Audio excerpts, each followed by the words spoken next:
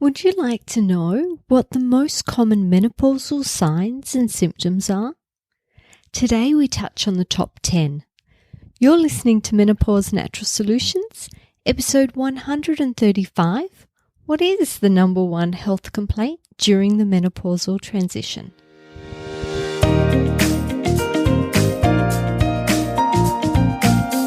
Welcome to Menopause Natural Solutions, your podcast for all things perimenopause, menopause and beyond.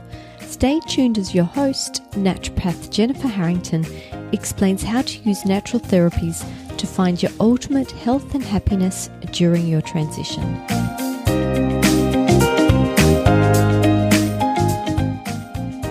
Hi, it's Jen here. There are so many different signs and symptoms of the menopausal transition. My dear friend Andrea Donsky from Morphus has so far counted 84 of them, and the list is still growing. Andrea, if you are listening, I found a new one not on your list. Travel sickness. I frequently experienced travel sickness as a child, but it went away as an adult. But now, during my transition, it has returned. Lucky me. Sorry, I digress. When I think of the menopausal transition, the first health complaint that springs to mind for me is hot flashes. But in a recent cohort study by Evernow, which included over 100,000 women, they put this symptom at number 5. They found 70% of women in their study struggled with this symptom. What do you think will come in at number 1? Let's work backwards and have a bit of fun and see if you can guess what it is. In at number 4, they found that 75.7% of women in their study experienced brain fog. Now, this one doesn't surprise me at all that it came in the top 5. I've covered this on the podcast before in episode 129, Brain Fog, Fatigue and Cellular Health, and episode 12, Menopausal Memory. It is something that comes up time and time again in my consultations. So like I said, I'm not surprised at all that it's in the top 5. In at number 3 was weight changes, with 78.1% of women experiencing this symptom. If you would like more information on weight gain at this stage of life, head back to episode number 11, Menopausal Weight. With 78.6% of women experiencing sleep disturbances, this one came in at number 2. My previous sleep podcast was recorded back in 2019. It is episode number 7, Menopausal Sleep. It's still a great episode, but I've added it to my list of topics to go over again as it's such an important subject. So if you are not sleeping, please make sure you've subscribed to the podcast so you don't miss that one. We're up to number 1. Do you have any ideas what it could be? It might help if I tell you that number 10 was vaginal dryness, number 9 was mood swings, number 8 was anxiety and or depression, number 7 was joint or muscle discomfort, and number 6 was night sweats. Did that help? Did that rule out your guess? Drum roll, please. The most common symptom of the menopausal transition, as found in Evernow's 100,000 women cohort study, was fatigue and low energy. Well done if you guessed it right. Another finding they discovered was that the transition may actually be closer to a 20-year journey and not a 10-year one as previously thought. So please do not put your head in the sand and try to wait it out if you're suffering. There are so many menopause specialists like myself out there that can help support you during this journey. So let's talk fatigue, as 81.5% of women in this particular study, and possibly you, are struggling. Fatigue is such a generic symptom. It's very multifactorial, and women can have very different underlying triggers for their lack of energy.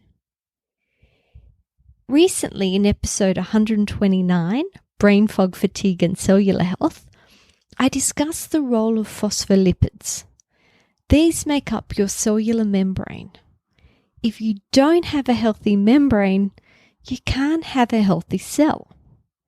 It's within your cell that you will find your mitochondria. You may have heard of mitochondria before. Mitochondrial dysfunction is a huge cause of fatigue.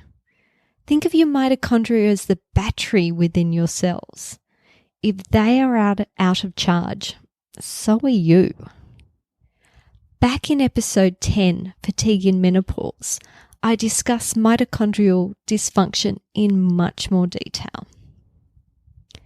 Nutrient deficiencies are extremely common these days. I know I must sound like a broken record by now, but being nutritionally replete is so important. Plus, it's generally easy to test and easy to treat. You need to grab the low-hanging fruit sometimes on your journey to health so that you can start to feel better sooner. A few key nutrients for fatigue that you may want to look at include your electrolytes, vitamin B12, vitamin D, and iron. Make sure you check ferritin when you check iron. In some cases like iron, both high levels and low levels can contribute towards fatigue. I have previously published separate podcasts on all of these nutrients, so you can go back and find them if this interests you. While you are testing, please also consider these ones: glucose, insulin, and HbA1c. These are all fasting tests. Blood sugar issues are rife during the menopausal transition. If you have a sweet tooth, this is probably something you should consider. But some women have blood sugar issues without having a sweet tooth, and stress may be the problem in that case, as stress releases a stress hormone called cortisol, and cortisol releases your stored sugar into the bloodstream to provide you with extra energy to escape whatever predator you're running away from. But in reality, these days our stressors aren't chasing us. Instead, they're mental and emotional stresses, like a missed deadline, and not a hungry animal. Thyroid dysfunction, especially hypothyroidism, is another major contributor to feeling fatigued. Liver issues. There are several reasons why liver dysfunction results in fatigue. The liver is a critical organ responsible for supporting metabolism, immunity, digestion, detoxification, and more. It's very busy, and unfortunately we do many things to hinder its work. Things like drinking alcohol, eating heavily sprayed foods, breathing in polluted air, living in a mold-filled home, or just being present here on Earth. As well as all of these environmental toxins, there are also viral liver infections, like hepatitis, that could be making us feel slow and sluggish. While we're talking about infections, both acute and chronic infections can make us feel tired. It probably doesn't surprise you when you are fighting the latest new bug on the block that you feel tired. But not everyone realizes that chronic latent infections, things like Epstein-Barr virus that you might have caught in your younger days, is still in your system and can be either behaving by laying dormant or could be causing trouble. Chronic fatigue syndrome usually has an underlying viral component. Here are a few other things to consider. There is a huge link between mental health and fatigue.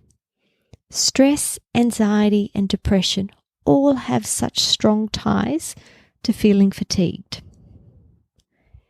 And last but not least is issues with oxygenation and circulation.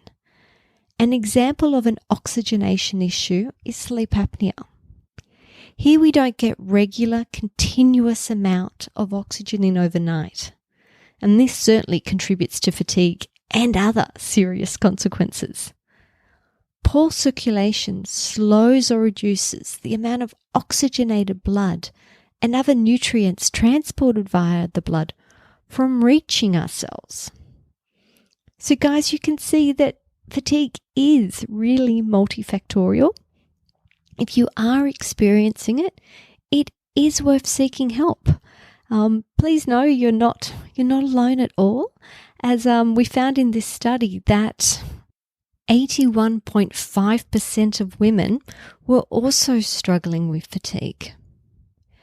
I hope I've helped you come up with some ideas and some considerations.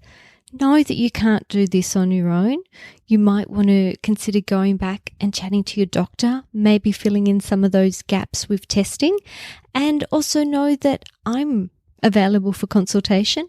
If you want to reach out to me, I would be more than happy to hold your hand and help you find some extra energy in your day, some extra quality in your life. But that's it from me today, guys. I hope you're having a wonderful time wherever you are, and I look forward to chatting with you again next week. Bye for now.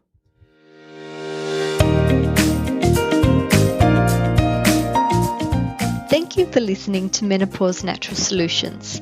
This podcast contains general information about menopause. It is provided as a guide, and it is not intended to replace medical advice.